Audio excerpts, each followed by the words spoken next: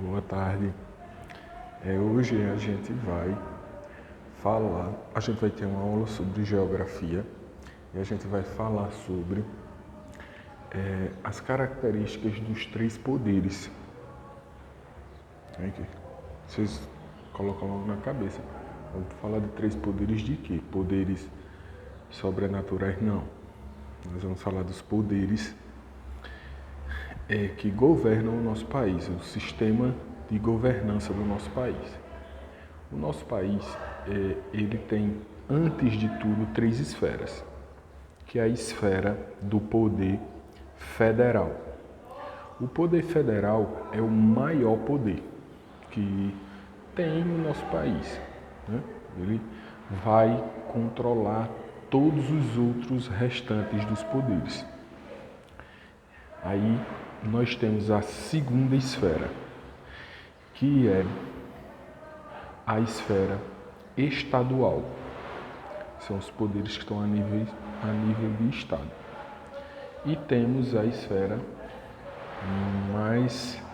menos abrangente, que é a municipal, que são os poderes que estão no município, certo? Então, esses três esferas, federal, estadual e municipal. Cada uma dessas três esferas, elas têm uma subdivisão. Na realidade, são três subdivisões iguais para cada uma delas. No poder federal, na esfera federal, nós temos o poder legislativo, o poder judiciário e o poder executivo. Para o nível estadual, nós também temos esses mesmos três poderes, que são exercidos por outras pessoas. Vai ser o poder executivo, judiciário e legislativo também. E no municipal também os iguais, poder executivo, legislativo e judiciário. Eles são exercidos por cargos diferentes, por pessoas diferentes em cada nível, cada um desses três níveis. Por exemplo, o poder executivo da esfera federal, que é a mais alta, é ocupado pelo presidente da República. Ele é responsável por executar as leis criadas, desenvolvidas pelo poder legislativo. Quem é o poder legislativo na esfera federal? Nós temos o Senado e nós também temos os deputados federais. Essas duas casas são responsáveis por tramitar. Tramitar é andar, é criar, desenvolver projetos de lei que futuramente serão leis ou não, que serão executadas pelo poder executivo, pelo presidente. Mas antes de chegar lá, tem um bocado de gente que tem que aprovar isso. No caso, o Senado e a Câmara de Deputados, dos deputados federais. Mas isso a gente está falando do nível federal. Também tem um nível estadual. No nível estadual, nós não temos senadores, como é no nível federal. Mas nós temos a Câmara dos Deputados estaduais. Cada estado do Brasil tem a sua Câmara de Deputados, tem os seus deputados estaduais, e eles vão regular a criação dessas leis e tramitar e desenvolver essas leis. Quem executa essas leis no nível estadual? O Poder Executivo do Estado, que no caso será o governador do Estado. O cargo do Poder Executivo do Estado é ocupado pelo governador do Estado. E o Poder Judiciário, nós temos os juízes, desembargadores e desembargadores, que eles vão, quando precisa se julgar a nível de lei, a nível no sistema judiciário, qualquer trâmite será regulado pelos juízes, delimitado, decretado, aceito ou não pelos juízes, e eles fazem parte do poder judiciário. Então, completamos as 3 esferas do poder estadual. Agora vamos para o poder municipal. No poder municipal nós não temos deputados. No poder, na esfera municipal nós não temos deputados no poder legislativo. O poder legislativo que vão criar leis e monitorar a execução, o poder executivo, que no caso é o poder legislativo, são os vereadores. Os vereadores que vão regular a questão das leis e vão também fiscalizar a execução dessas leis pelo poder executivo. E no caso, quem é o poder executivo? O poder executivo é o prefeito no município. Ele quem é responsável por executar essas leis criadas, por desenvolver políticas públicas para que se aplique na cidade, entre outras, gestão do dinheiro, entre outras atribuições que o prefeito tem. E o poder judiciário, também vamos ter os juízes, que vão estar lá para regular, juízes promotores para regular a manutenção da ordem na sociedade. Pronto. Nós acabamos essa explicaçãozinha dos 3 poderes e agora nós vamos para uma explicação extremamente sucinta sobre os métodos de transporte de mercadorias que nós temos na antiguidade. E nós vamos comparar um pouco com o que a gente vive aqui na cidade de Toritama, certo? Pronto, a gente sabe que nós vivemos na cidade de Toritama, que é um dos polos comerciais produtores, polos industriais produtores de roupas em jeans, um dos maiores do Brasil. Nós estamos vivendo uma pandemia que está atrapalhando o comércio em partes e que nós precisamos entender como é que isso funciona para chegar lá na mão do cliente que comprou a mercadoria, não é isso? Os pais de vocês provavelmente trabalham com jeans, trabalham em fábricas, trabalham diretamente ligados a essa produção de jeans e venda também. Aí eu queria que vocês comparassem um pouco de como era o sistema de escoamento de mercadorias lá bem antigamente e agora. Primeiro, vamos dar um exemplo, em 1800, não existia nem jeans ainda. As pessoas queriam mandar uma mercadoria para outra cidade. De que eles iam levar isso aí?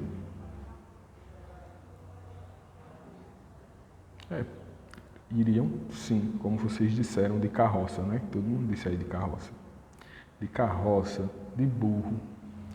Mas também os sistemas de transporte começavam nesse período a ter uma revoluçãozinha, né? Teve uma revolução iniciada. Que se vocês esqueceram de lembrar dos trens, não eram tão acessíveis, mas existiam os trens que carregavam essas mercadorias também. Mas não eram tão eficientes como deveriam ser, mas no entanto estavam ali, né, para fazer o seu papelzinho. Com a evolução, por exemplo, a invenção do carro, criaram-se os caminhões. Lá por 1900 e pouquinho, eu acho. Eu não estou lembrado da data não, gente. Não vou arriscar não. Mas eu acho que mais de 100 anos tem que a gente tem carro. Depois eu pesquisar isso na internet, coloco lá no grupo. Aí, criaram-se os caminhões, e os caminhões, por exemplo, no Brasil, são uma das fontes escoadoras de mercadorias mais eficientes, potentes e rentáveis e acessíveis do nosso país. Qualquer pessoa que precise escoar alguma mercadoria ou encomenda, ela vai provavelmente mandar por caminhões. Aí no sistema de transporte automotivo, nós temos primeiro que observar que eles usam combustíveis fósseis extremamente poluentes para se movimentarem. Professor, que nome de coisa complicada é essa? Não é simples. Eu só estou dizendo que os caminhões usam diesel, o óleo diesel para andarem, né? E o óleo diesel é extremamente poluente.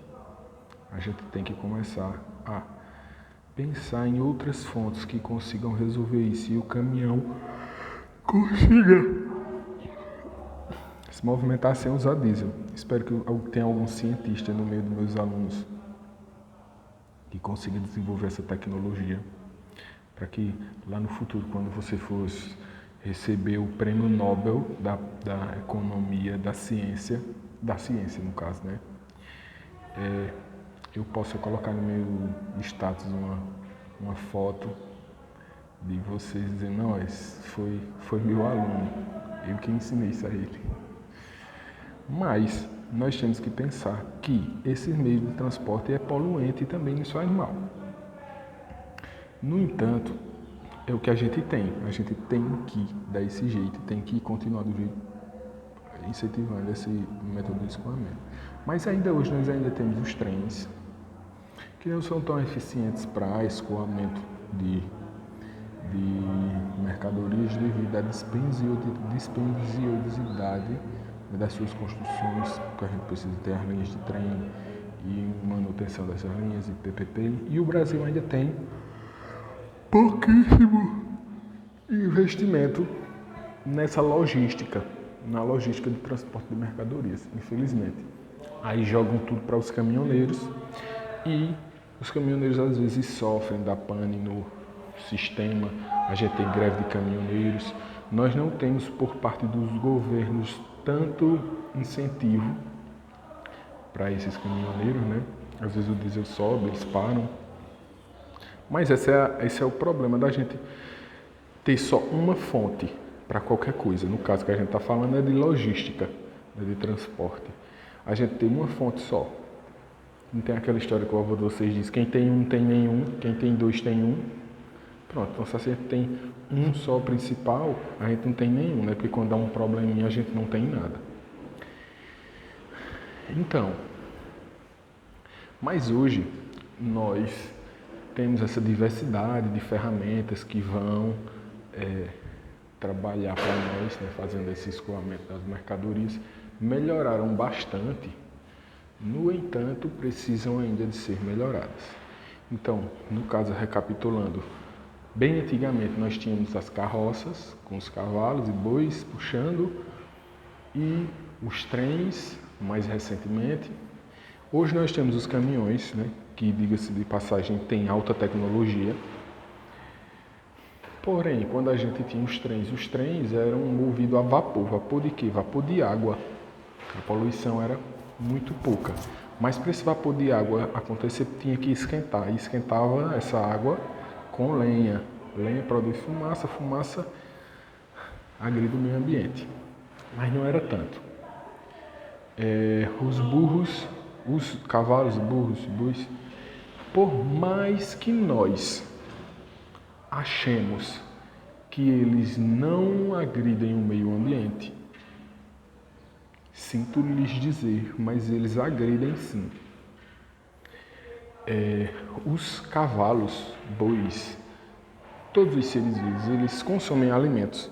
Esses alimentos, eles geram gases dentro do intestino dos animais e esses gases são expulsos pelo trato digestivo e esses gases, eles desencadeiam o efeito estufa. Então, até agora a gente não falou em nada que não agrida o meio ambiente. A gente falou em alguns transportes que agridem menos, como por exemplo os cavalos. Eles agridem menos, mas agredir zero não tem nenhum ainda. A gente planeja caminhões elétricos caminhões movidos a hidrogênio, a células de hidrogênio. Mas quando isso estiver disponível, a gente vai ter vamos ter uma frota de veículos que agridem pouco, mas nunca zero. E hoje a gente tem mais, isso era antigamente, os trens e os cavalos. Hoje a gente tem os caminhões e os trens ainda, e que agridem menos, né, que são mais populares. Então por hoje é só. Um abraço, um beijo e um abraço a todos vocês. Espero que vocês estudem e estejam todos bem. Muito obrigado pela atenção.